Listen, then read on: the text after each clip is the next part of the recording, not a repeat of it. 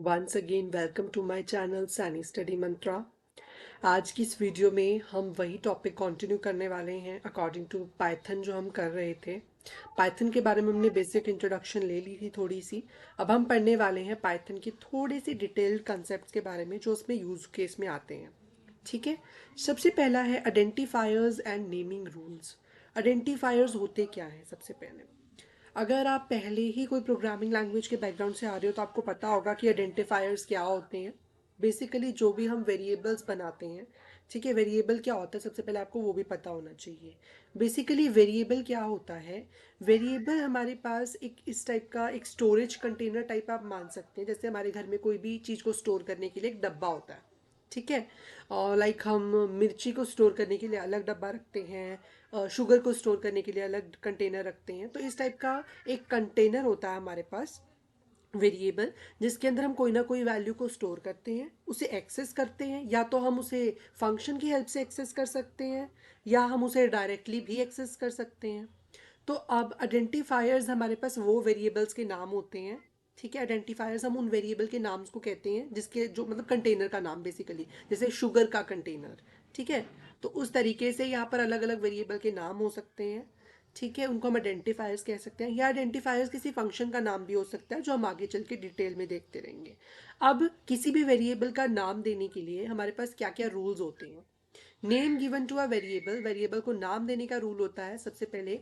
ये वेरिएबल का भी हो सकता है, ठीक है। आइडेंटिफायर किसी वेरिएबल का नाम भी हो सकता है, फंक्शन का नाम भी हो सकता है, अब हम ऑब्जेक्ट ओरिएंटेड प्रोग्रामिंग करेंगे तो उसमें क्लास का नाम भी हो सकता है या किसी मॉड्यूल का नाम हो सकता है, ठीक है। इसके क्या रूल्स हैं? जो आइडेंटिफायर्स है उनको हम A to G, small A to G, capital A to G या अंडरस्कोर से स्टार्ट कर सकते हैं, ठीक है। मतलब हमारा variable underscore A B C ऐसे भी शुरू हो सकता है, ठीक है। या हम ये भी लिख सकते हैं ए बी सी अंडरस्कोर बीच में भी आ सकता है, ठीक है।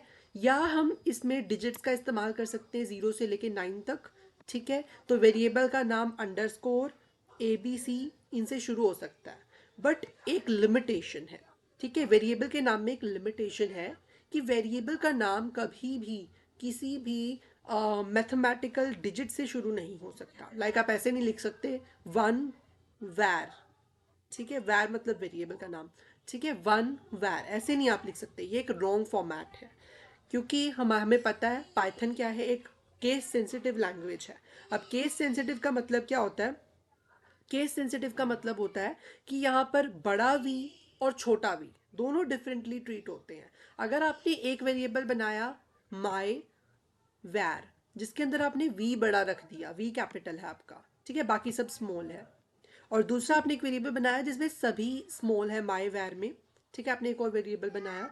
तो ये दोनों एक दूसरे के बराबर नहीं है। क्यों बराबर नहीं है? क्योंकि ये केस सेंसिटिव लैंग्वेज है पाइथन। यहाँ पर वी आ गया तो ये अलग ट्रीट, अगर ये बड़ा कैपिटल वी आ गया तो ये अलग ट्रीट होगा और ये अलग वेरिएबल ट्रीट होगा, ठीक है। वैलिड, अब वैलिड आइडेंटिफायर का नाम क्या हो सकता है? आइडेंटिफायर में मैंने आपको कहा था डिजिट स्टार्टिंग में नहीं हो सकती, बट डिजिट एंड या बीच में कहीं पर भी लाई कर सकती है। जैसे नेम वन एक वैलिड आइडेंटिफायर का नाम है, ठीक है। मैंने कहा था कि आपका जो आइडेंटिफायर है वो अंडरस्कोर से स्टार्ट हो सकता है, तो अंडरस्कोर प्राइवेट भी एक वैलिड आइडेंटिफायर का नाम है। माई क्लास नाम का एक आइडेंटिफायर भी एक वैलिड आइडेंटिफायर है। और इसके बाद इनवैलिड कौन से हैं? अगर पहले नंबर आ गया, मैंने आपको कहा था ना नंबर नहीं पहले आना चाहिए, तो ये एक इनवैलिड आइडेंटिफायर है। माई डैश वैर, हम डैश का इस्तेमाल नहीं कर सकते, हम सिर्फ स्पेशल करेक्टर्स में सिर्फ अंडरस्कोर का इस्तेमाल कर सकते हैं वेरिएबल का नाम डिक्लेयर करने के लिए। हम बीच में हाइफन या कुछ भी यूज़ नहीं कर सकते, ना हम डैश यूज़ कर सकते हैं। माई स्पेस वैर, और हमारे इनके बीच में स्पेस भी नहीं होनी चाहिए, स्पेस भी एक इनवैलिड आइडेंटिफायर की तरह ट्रीट किया जाता है, ठीक है। इसके बाद है डेटा टाइप्स एंड वेरिएबल्स। अब हमने बात की थी स्टार्टिंग में पिछली वीडियो में कि जो भी हमारे वेरिएबल्स होते हैं यहाँ पे हमें उनकी रिटर्न टाइप पहले नहीं देनी पड़ती। अब यहाँ पर अलग अलग तरीके का डेटा जो है हम अलग अलग कंटेनर्स मतलब वेरिएबल्स में स्टोर कर सकते हैं।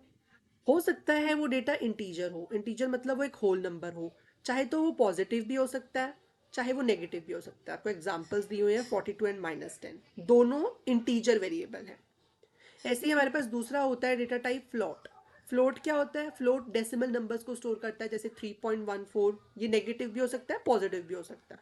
ये पॉइंट्स वाले डेटा को स्टोर करता है, डेसिमल वाले को। ठीक है, इसके बाद होता है एसटीआर। एसटीआर को हम स्ट्रिंग कहते हैं। स्ट्रिंग कोई भी हमारा ऐसे वर्ड हो गया, हेलो हो गया, कॉमा वर्ड हो गया। ठीक है, अब जो स्ट्रिंग्स हैं वो डबल कोट्स में लिखी जाती हैं, या सिंगल कोट्स में लिखी जाती हैं, या ट्रिपल कोट्स में भी हम इसको लिख सकते हैं। ठीक है, तो बट जनरली प्रैक्टिस में हम डबल कोट्स में लिखेंगे अपनी प्रोग्रामिंग में भी। ठीक है, तो जनरली डबल कोट्स का इस्तेमाल किया जाता है स्ट्रिंग डेटा को स्टोर करने के लिए। जैसे मुझे अपना नाम स्टोर करना है, ठीक है, तो मैं क्या करूँगा, यहाँ पे डबल कोट्स में अपना नाम लिख दूंगा। उसके बाद है बूल। बूल क्या होता है? बूल बूलियन होता है बेसिकली। बूलियन क्या करता है? सिर्फ दो वैल्यूज को स्टोर करता है, ट्रू और फॉल्स को। ठीक है, इसके बाद हमारे पास होती है कुछ और, ये तो हमारे पास बेसिक डेटा टाइप्स थी। ठीक है, इसके बाद हमारे पास थोड़ी सी डायनामिक डेटा टाइप्स होती हैं, जो है लिस्ट। लिस्ट क्या होती है? List is like a array. अगर आपने कोई और प्रोग्रामिंग लैंग्वेज पढ़ी है तो आपको पता होगा एरे क्या होती है। एरे बेसिकली एक तरीके का डेटा, या तो सारा इंटीजर इंटीजर वाला डेटा स्टोर करती है, या सारा फ्लोट फ्लोट वाला, मतलब मल्टीपल डेटा की कलेक्शन होती है। जैसे ये भी स्टोर कर लेगी, ये भी स्टोर कर लेगी, अगर दो साइज की लिस्ट हुई तो। ठीक है, ऐसे ही फ्लोट को भी स्टोर कर सकती है, स्ट्रिंग को भी स्टोर कर सकती है। बट ये बात याद रखना कि एक इंटीजर, एक स्ट्रिंग, एक फ्लोट ऐसे स्टोर नहीं कर सकती। वो होती है हमारे पास लिस्ट। जैसे इसने ये ऑर्डर्ड होती है। ऑर्डर मतलब कि एक ऑर्डर में होती है, जैसे कि या तो वो असेंडिंग ऑर्डर में होगी, या वो डिसेंडिंग ऑर्डर में होगी, जब बढ़ते हुए क्रम में होगी, या कम होते हुए क्रम में होगी। ठीक है, साथ के साथ लिस्ट की एक एडवांटेज है कि ये म्यूटेबल होती है। म्यूटेबल का मतलब कि आप, अगर आपने कोई लिस्ट के अंदर कोई भी वैल्यू डाली, फॉर एग्जांपल आपने ये 1 2 3 डाल दिया, तो आप इसके बाद 1 की वैल्यू चेंज करके 2 भी कर सकते हो, इसको 5 भी कर सकते हो, इसको 10 भी बना सकते हो। ठीक है, तो list are mutable, they are like a arrays. इन जो अलग अलग प्रोग्रामिंग लैंग्वेज में एरे होती है, बट पाइथन में एरे नहीं होती, यहाँ पर होती है लिस्ट। दूसरा है टपल। टप्पल क्या होता है? टप्पल भी बहुत सिमिलर है लिस्ट के। लिस्ट का ही अपडेटेड वर्जन है हमारे पास टप्पल। टप्पल भी ऑर्डर में होते हैं, असेंडिंग या डिसेंडिंग ऑर्डर में। बट इनके अंदर एक लिमिटेशन है कि ये इम्यूटेबल होते हैं, मतलब आप इनके बीच की वैल्यूज चेंज नहीं कर सकते। अगर आपने इसको 1 2 3 कर दिया, तो आप इसको दोबारा से चेंज करके 1 को 10 नहीं बना सकते, 11 नहीं बना सकते, जैसे आप लिस्ट में बना सकते थे। ठीक है, तो ये इम्यूटेबल होते हैं। बट इनके अंदर क्या होता है? इनके अंदर ये एडवांटेज होती है कि यहाँ पर हम डिफरेंट डेटा टाइप्स को स्टोर कर सकते हैं। डिफरेंट डेटा टाइप्स मतलब कि यहाँ पर हम एक हो सकता है हमारे पास, यहाँ पे हम 42 स्टोर कर रहे हूँ, कॉमा लगा के दूसरा हम 3.14 स्टोर करा रहे हूँ। ठीक है, इसको स्टोर करा रहे हो, फिर कॉमा लगा के हो सकता है हम किसी स्ट्रिंग वेरिएबल को स्टोर करा रहे हो, फिर कॉमा करके हम किसी बूलियन ट्रू या फॉल्स को स्टोर करा रहे हो। तो ऐसा पॉसिबल हो सकता है इन द केस ऑफ टप्पल। ठीक है, लिस्ट में ऐसा पॉसिबल नहीं होता। लिस्ट जो है वो एक ही तरीके के एलिमेंट्स की कलेक्शन होती है। ठीक है, एक ही डेटा टाइप की। उसके बाद होता है डिक्शनरी। डिक्शनरी बेसिकली की वैल्यू पेयर्स को स्टोर करता है। अगर आपने जैसे जावा स्क्रिप्ट पढ़ी होगी, तो वहाँ पे ऑब्जेक्ट्स होते हैं। ऑब्जेक्ट्स क्या करते हैं? वो क्या करते हैं? की वैल्यू पेयर्स को स्टोर करते हैं। मतलब जैसे एक होती है की, एक होती है वैल्यू। जैसे की हमारा हो गया नाम, नाम की वैल्यू जो है वो हो गई एलाइस। तो ये हमारे पास डिक्शनरी होती है, जहाँ पे हम की वैल्यू पेयर्स को जो है स्टोर करते हैं। जैसे कि रोल नंबर लिख दिया यहाँ पर आपने, और यहाँ पर आपने रोल नंबर की वैल्यू लिख दी कि मेरा रोल नंबर ये है। ठीक है, यहाँ पे अपने सब्जेक्ट लिख दिया, और यहाँ पर आपने लिख दिया कि हम पाइथन पढ़ रहे हैं। तो ये आपका की वैल्यू पेयर हो गया। तो अब आप उस की से उस वैल्यू को एक्सेस कर सकते हैं, दैट इज अ डिक्शनरी। ठीक है, इसके बाद सेट होता है, यूनिक एलिमेंट्स। ठीक है, सेट भी होता है हमारे पास, जो कि जनरली ज़्यादा यूज़ नहीं किया जाता। ठीक है, इसके अंदर भी यूनिक एलिमेंट्स को स्टोर किया जाता है।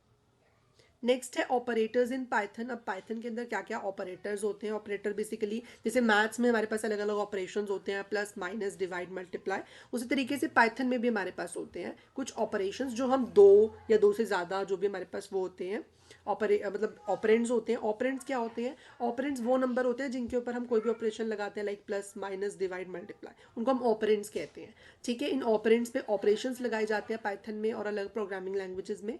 ठीक है, अरिथमेटिक ऑपरेशन में कौन कौन से आ जाते हैं? प्लस लगा सकते हैं हम दो नंबर्स के बीच में, माइनस, मल्टीप्लिकेशन, डिवीजन। ठीक है, ये हमारे पास होता है मॉडुलस। ठीक है, ये मॉडुलस है हमारे पास। इसके बाद हमारे पास डबल एस्टेरिस्क होता है। ठीक है, और एक हमारे पास डबल डिवाइड होता है। ठीक है, इसके बाद है कंपैरिजन। कंपैरिजन क्या करता है? दो वेरिएबल्स के बीच में कंपैरिजन करता है। इक्वल टू क्या करता है कि एक जो वेरिएबल है उसकी वेरिएबल की वैल्यू दूसरे के बराबर है या नहीं है ये चेक करता है, इक्वालिटी चेक भी हम इसे कहते हैं। नॉट इक्वल टू क्या, कि क्या ये इसके इक्वल नहीं है, नहीं होता तो ये ट्रू रिटर्न करता है, अदरवाइज फॉल्स रिटर्न करता है। ये होता है लेस देन, क्या ये इससे छोटा है, इससे बड़ा है, ग्रेटर देन इक्वल टू, बड़ा ठीक है, मतलब बड़ा और बराबर है, या छोटा या उसके बराबर है। तो इस तरीके से हम कंपैरिजन करते हैं। लॉजिकल ऑपरेशंस होते हैं लाइक एंड क्या करता है, एंड अगर दो चीज़ें सिमिलर होती हैं, ठीक है, दोनों इनपुट्स अगर वन वन होती हैं, आपने इसमें भी पढ़ा होगा कंप्यूटर आर्किटेक्चर में, तो ये वन रिटर्न करता है, एज ये जीरो रिटर्न करता है। ठीक है, इसके अलावा और होता है, और मतलब अगर दोनों में से कोई भी इनपुट ट्रू हो जाती है तो उनको ये ट्रू ट्रीट कर लेता है। नोट जो है वो उल्टा कर देता है, हर चीज़ का कॉम्प्लीमेंट कर देता है। ठीक है, इसके बाद हमारे पास कंट्रोल फ्लो है जो हम नेक्स्ट वीडियो में कवर करेंगे। अभी इस वीडियो में इतना ही। अगर आपको वीडियो अच्छी लगी हो, वीडियो को लाइक करें, चैनल को सब्सक्राइब करें। Thank you so much for watching.